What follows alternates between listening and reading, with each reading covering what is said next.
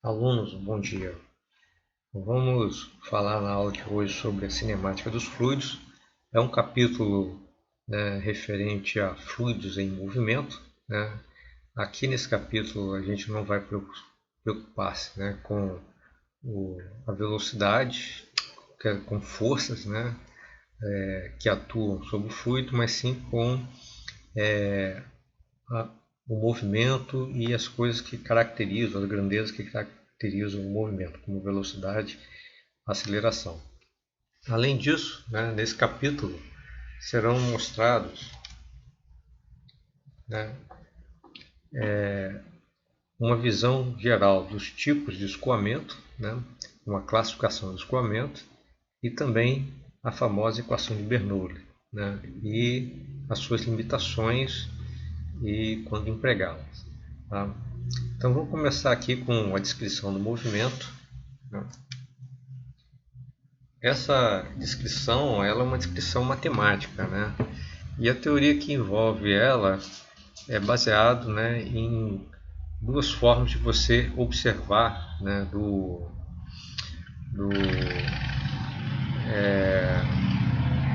do operador, né, observar o movimento do fluido.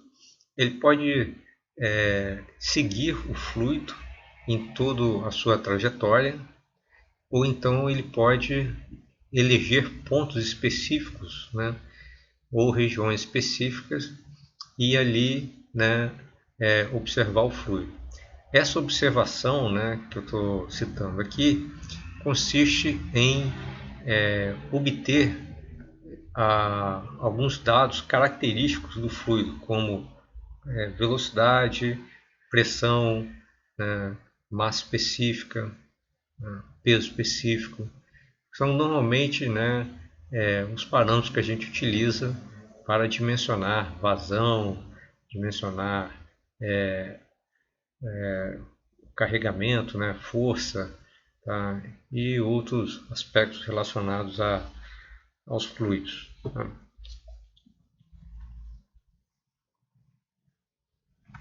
Então, né, ao longo desse estudo, a gente vai fazer algumas considerações. Tá? Talvez uma consideração mais importante seja a questão, né, de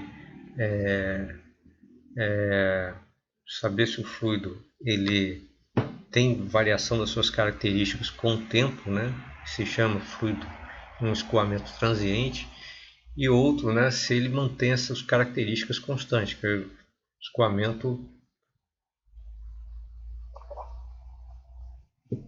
permanente. Né? Então esse aqui, né, um caso aqui que as derivadas, né, das grandezas em relação ao tempo constante é um caso de escoamento permanente. Está citado aqui em cima aqui. Depois vocês dão uma lida no texto aí, tá?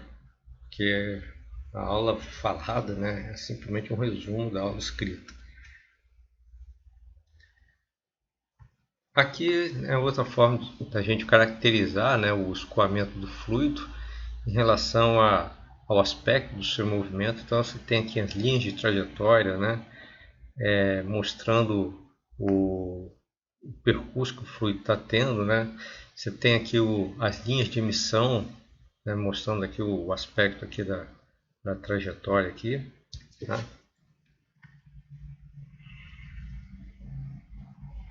E você tem aqui as linhas tangentes, as linhas de trajetória aqui, e unindo esses pontos tangentes você tem aqui a linha, né, de corrente. Tá?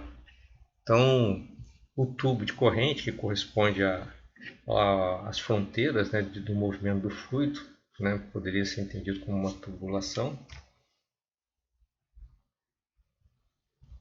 E essa figura 4 aqui, né, mostra, né, os vetores, né, e o delta, a diferencial do vetor velocidade. Né. Então, uma primeira grandeza que a gente caracteriza a velocidade está aqui dentro da aceleração. Então, né, imaginando ela variando nas três dimensões aqui, tá? A gente fica com essa equação diferencial 5 aqui que caracteriza a velocidade. E derivando isso em relação ao tempo,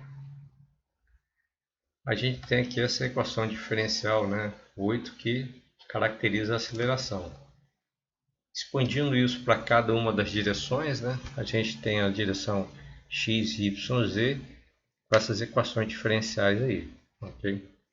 E pode ser resumida na equação, né, 9 e pode ser resumida na equação 10. Um outro aspecto importante, né, é a questão do referencial. Né? Vocês, por favor, dão uma lida aí, tá? Assim como lá no movimento dos sólidos, né, na física, a gente tem que estabelecer um referencial, né, inercial e também, né, qualquer variação relativa, né, de um movimento para com o outro. Aqui também na mecânica dos fluidos existe o mesmo. E essa equação 12 aí trata disso, além de estabelecer aqui um parâmetro de movimento rotacional.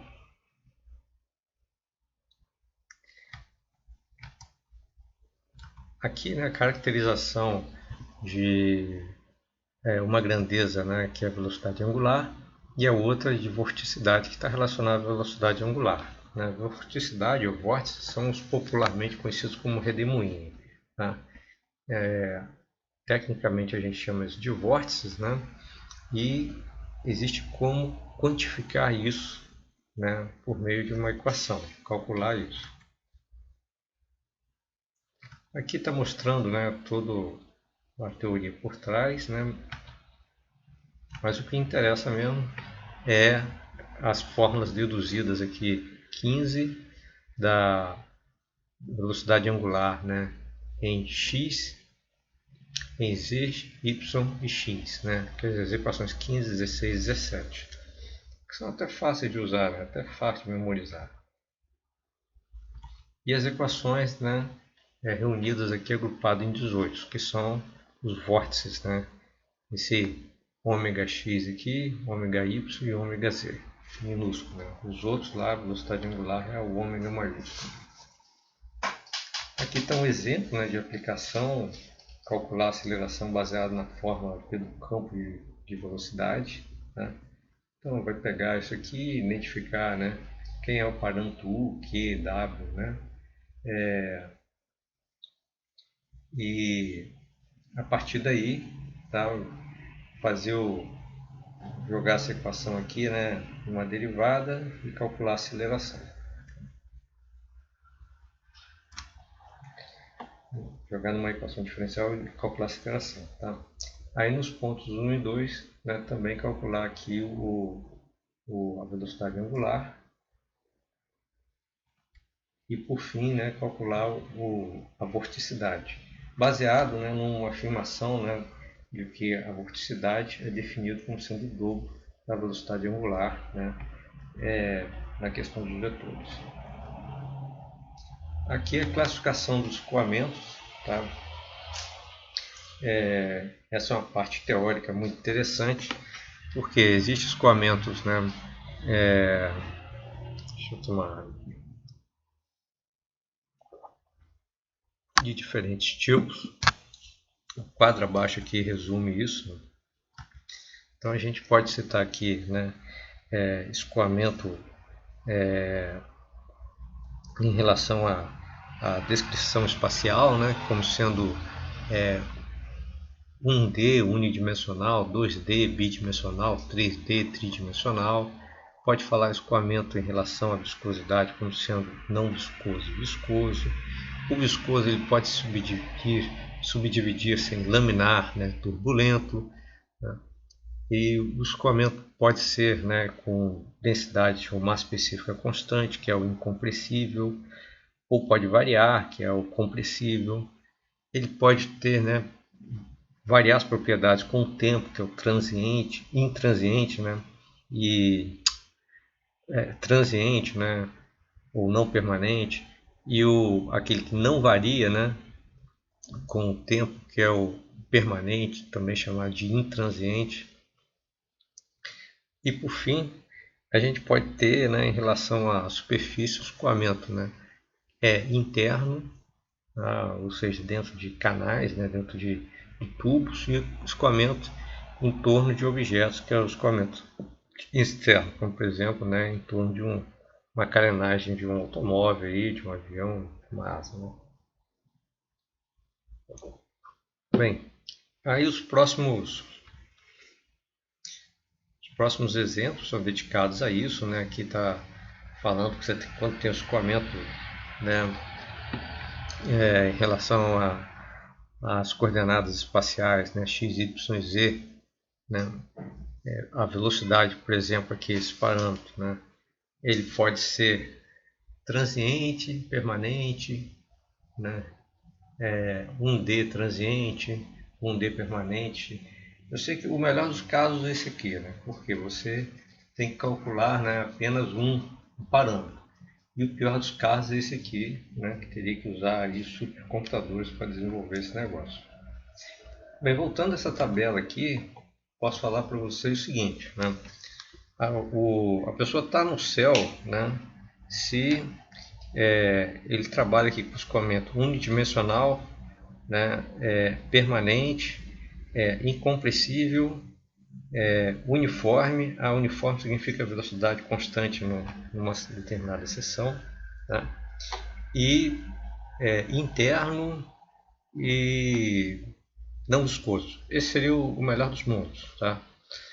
Agora, o pior dos mundos é compressível, tridimensional, não permanente, não uniforme, externo, né, viscoso, turbulento. Esse seria a pior situação, né, para cálculo, que exigiria aí, com certeza, alguns programas de elementos finitos ou diferenças finitas, né? Ou um método numérico aí, tá? Além de computadores, né, com memórias privilegiadas. Então, pessoal, o que a gente faz aqui, né, é fazer algumas considerações para poder facilitar os cálculos. Às vezes, né, a consideração que a gente faz, ela não vai fugir muito da realidade, então vai ser aceitável.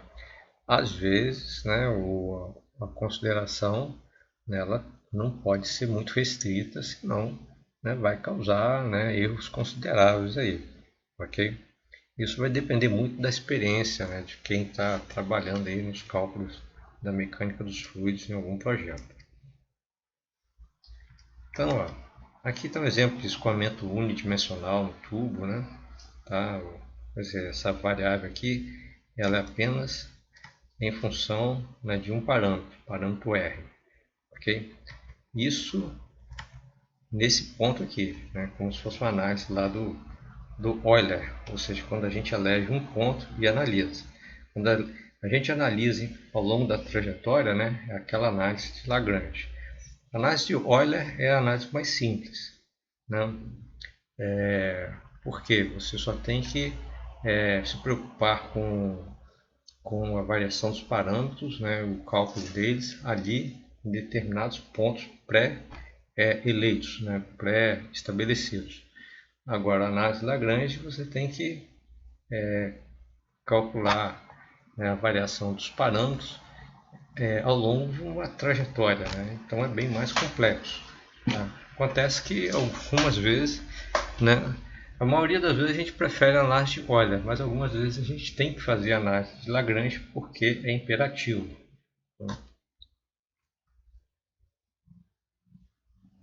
Aqui estão os exemplos de escoamento bi tridimensional. Aqui o escoamento externo, né? Aqui o escoamento interno. Aqui o escoamento, né, uniforme e não uniforme.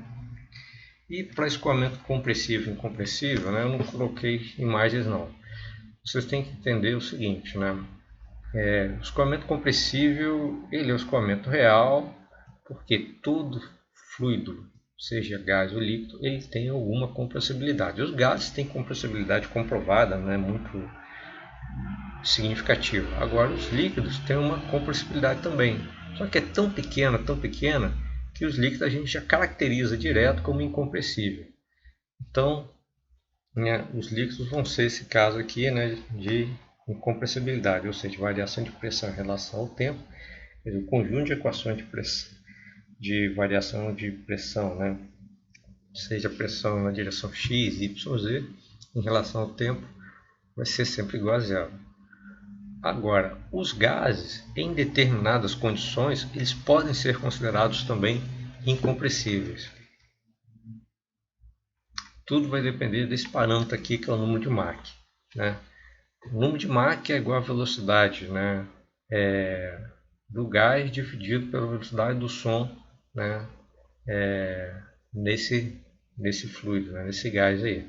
Tá? Então, esse número de Mach também vale para líquido. Tá? Estou falando para gás aqui, mas poderia falar para líquido. Só que o líquido a gente já caracterizou ele como incompressível.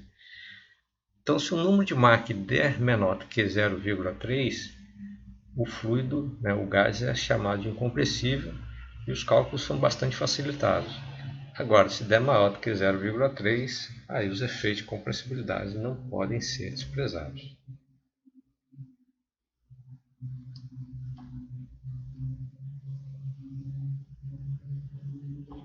Bem, em relação aos escoamentos, né, viscosos e não viscosos, né, ou seja, aquele que a gente tem que considerar, né, o Mi, né, que é o viscoso, né.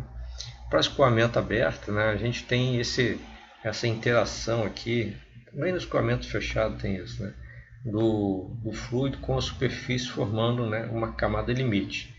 Isso tudo, né,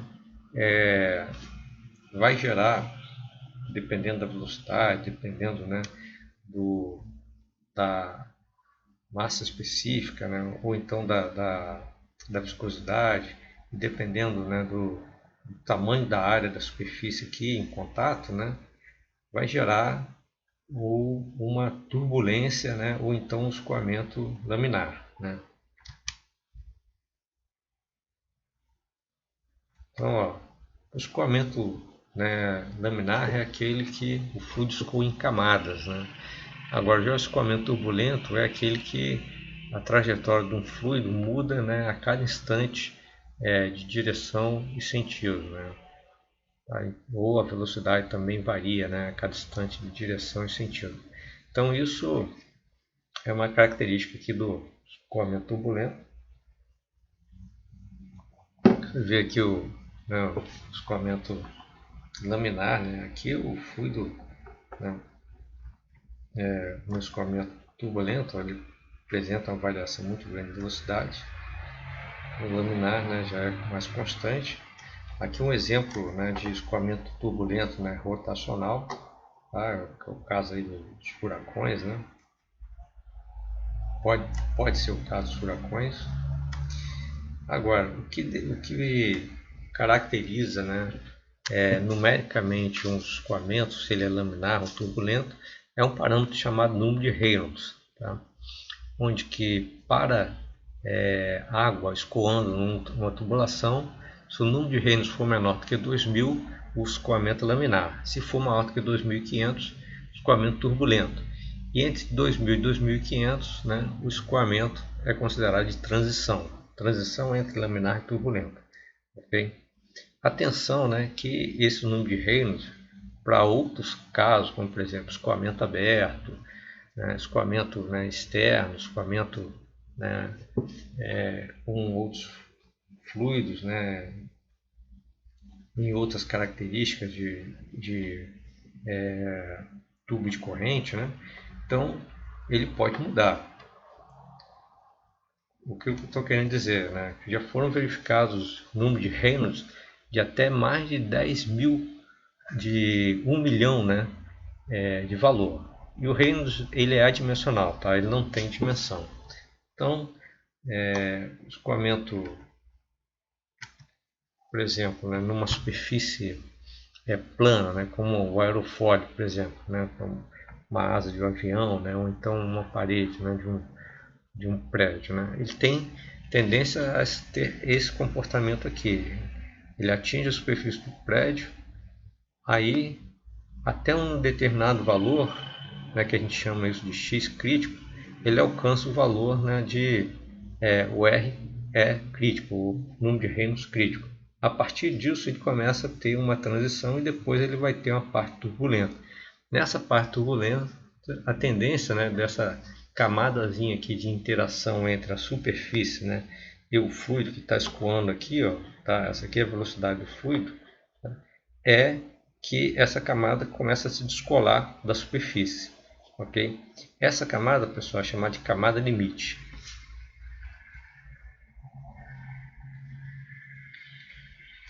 A gente vai ver mais lá na frente que quando ela se descola, forma uma região de baixa pressão chamada esteira, né?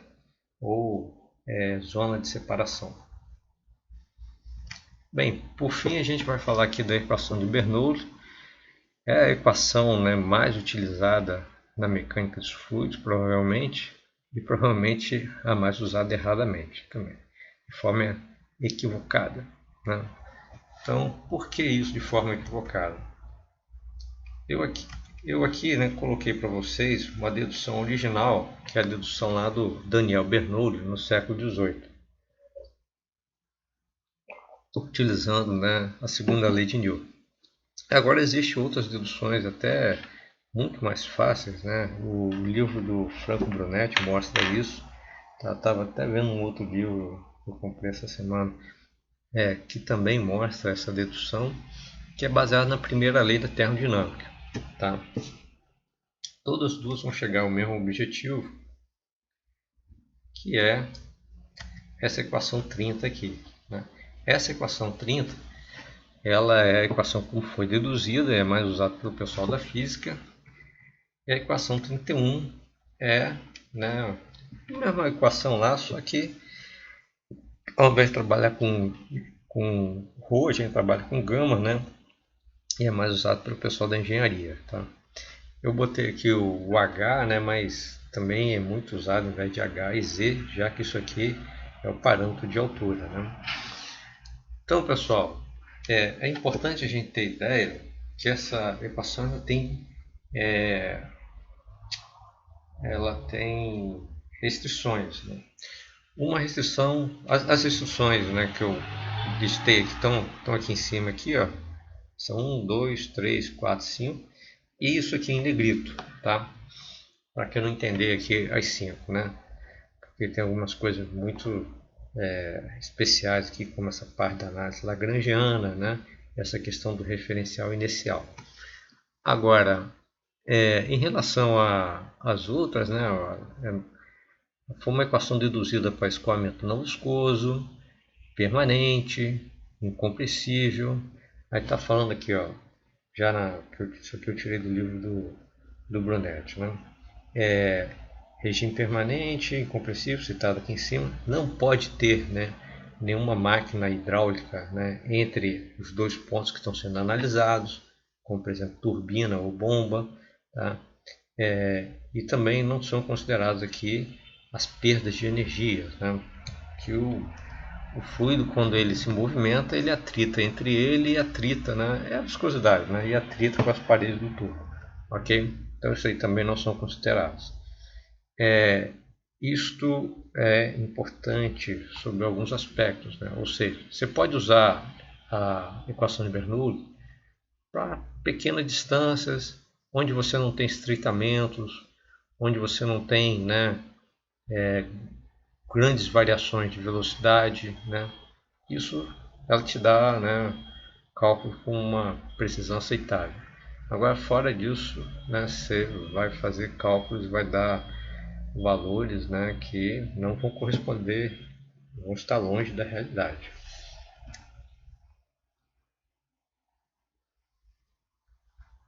Bem, aqui, né, é uma aplicação da equação de Bernoulli, o famoso tubo de Pitot. Né? O tubo de Pitot é um dispositivo utilizado para medir velocidade, né, a partir de variação de pressão. Aqui, né, nesse exemplo aqui, está mostrando esquematicamente um tubo de Pitot, tá, pessoal? Se entrar na internet e fazer uma pesquisa, tubo de Pitot não é esse tubinho simples aí não, ele é um pouco mais complexo do que isso aí, tá? Agora, talvez a maior aplicação dele seja na indústria aeronáutica, né? Porque o avião ele não tem, né, uma referência para poder, né, medir diretamente a velocidade, a não ser o ar, né, que circula ele, né, quando ele está em movimento, obviamente. Então, como é que faz isso? Ele pega a diferença de pressão, né, de um ponto ao outro do ar, né, esse P2 e P1, e em função dessa diferença de pressão e da densidade do ar, tá, em volta dele ali, ele calcula a velocidade por meio dessa forma aqui, mas essa forma transformada se torna isso aqui, ó. Ok? Através dessa forma aqui. Tá? Ele calcula aí a velocidade do ar. Ou a velocidade do avião, né?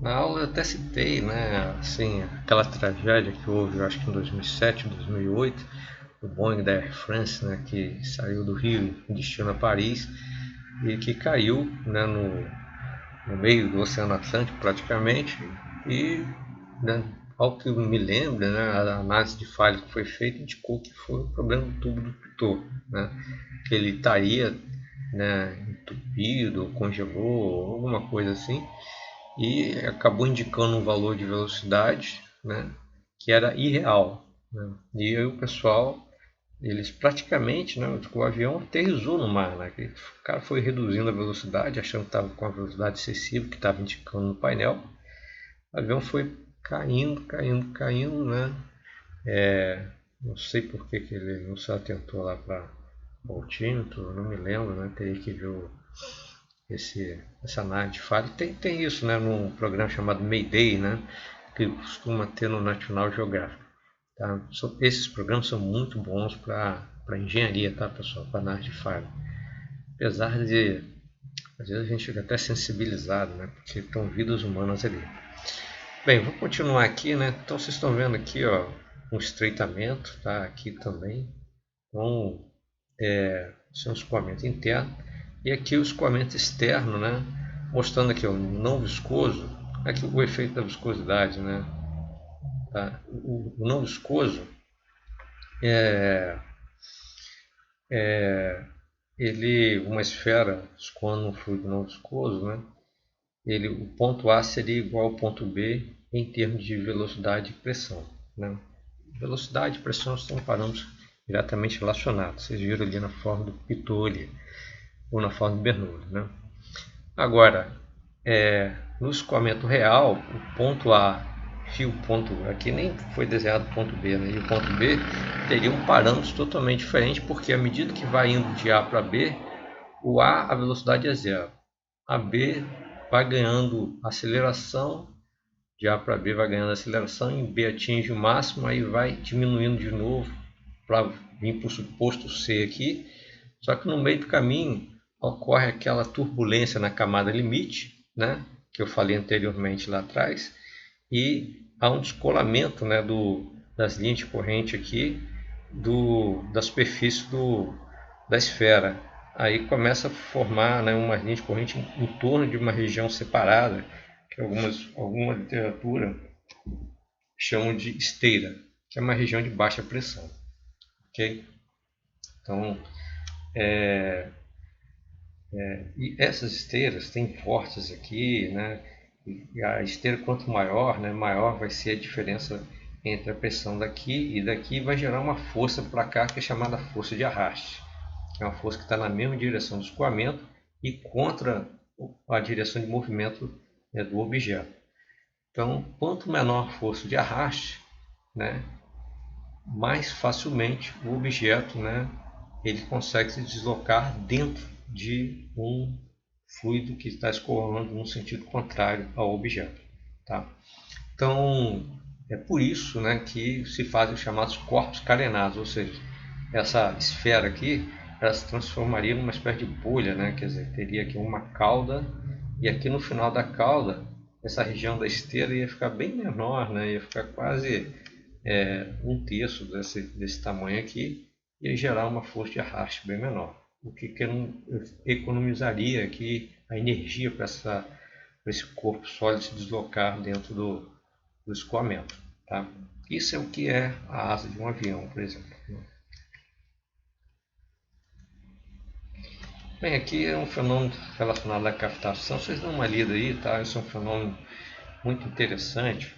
Está relacionado com pressão de vapor, com a diferença de pressão de um ponto para outro dentro de uma tubulação, mas basicamente captação, né,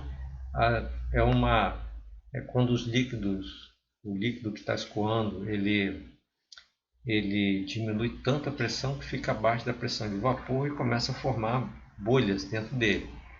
Aí essas bolhas sobem para a região, né, porque é um gás, para a região mais alta, a pressão diminui, né, assim, dentro de uma tubulação, por exemplo, né, a pressão diminui. Deixa eu pegar aqui uma tubulação para vocês darem um exemplo. Vocês olhando aqui uma imagem. Só um instantinho, por favor. Aqui. Deixa eu mostrar melhor isso aqui. Aqui, né? Então, ó, aqui formaria, né, na ponta aqui dessa parábola formaria, né, as bolhas, porque a velocidade é grande e a pressão é baixa. A velocidade e pressão total são inversamente proporcionais, tá? Então, isso aqui subiria nessas bolhas e alcançaria essa região aqui que a velocidade é praticamente nula, né, por causa dos efeitos de viscosidade na parede aqui. E aqui as bolhas ficariam numa região de alta pressão, né, velocidade baixa, e elas voltariam para o estado líquido, porque agora está numa região de alta pressão. Aí elas implodem, que é explodir para dentro. Na hora que implodem, gera uma onda, né, uma onda mecânica, né, uma onda de pressão que colide com a superfície do material e costuma arrancar grão do material. Isso ocorre milhares de vezes aí, né, por segundo, acaba corroendo, né, erodindo a parede por exemplo, aço, né? Essa tubulação foi feita de aço. Isso é um fenômeno sério. Algumas vezes você não tem como evitar, por causa está relacionado aqui com o movimento do fluido. Não sei que você pare o movimento, né? Mas tem como você mitigar, né? Ou seja, você reduz o movimento do fluido para não ter muita captação, tá? Então, você faz superfícies, né, que evite diferenças bruscas de diâmetro para evitar, né, queda de pressão, o que significa grande variação de velocidade, tá, de um ponto para outro. Então tem como fazer uma mitigação disso aí.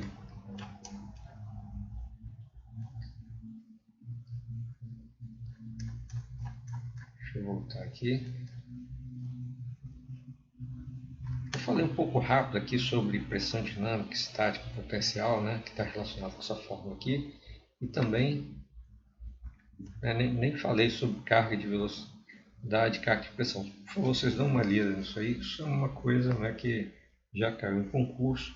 Esse negócio de carga, né, carga piezométrica ou carga mecânica total, está relacionado aí que cada termo da equação de Bernoulli, né, se você fizer uma análise dimensional, vai dar aqui um valor linear, né, em metros, porque, por exemplo, no sistema internacional em metros, que seria metros mais metro mais metro, metro mais metro mais metro. Ou seja, metro é igual a metro, obviamente. Agora, por que, né, que uma equação dessa, por exemplo, deduzida lá pela primeira lei da termodinâmica, que pode ser deduzida pela primeira lei, a gente está achando valores em metros e não em joules, né? Porque cada, né, termo desse aí corresponde a uma carga piezométrica, ou seja, uma carga de metros de coluna, né, do fluido, por exemplo, metro de coluna d'água. Como aquela experiência do Torricelli, né, que 10,33 metros de coluna d'água é equilibrado aí por 1 atm, tá? Então tem um sentido físico, né, cada uma dessas parcelas aqui. Vamos avançar aqui.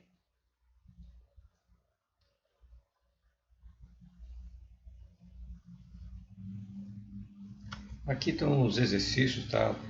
O pessoal aí que vai apresentar, né, exercícios, né, na próxima semana, por favor, dá uma lida aí, né? Não só o pessoal, né, também os alunos que não vou apresentar também devem ler. Então, exercícios relativamente simples, né, de apresentação, de aplicação da equação de Bernoulli. ou né, da aplicação aqui da teoria envolvendo os tipos de escoamento. Aqui está um resumo sobre as formas que foram comentadas no dia de hoje, né? Para aceleração, para velocidade angular, né? Eu não coloquei aqui de vorticidade, né? Mas talvez devo colocar. E aqui, né, a fórmula do Pitot aqui, né? Ah, não, Pitot não, desculpa. Essa aqui é a variação de pressão ao longo de uma linha de corrente, tá? Como se fosse a análise lagrangiana. Aqui estão as referências biográficas, tá? Para montar esse material. Consultei principalmente Potter, mas tem alguma coisa aqui do Mulson aqui, do, do NET, tá? E o Potter aqui é de mecânica dos fluidos. Tem alguma coisa de termo, ok? E tem outras coisas que são exclusivamente minhas aqui. Boa noite a todos, quer dizer, bom dia a todos, um abraço.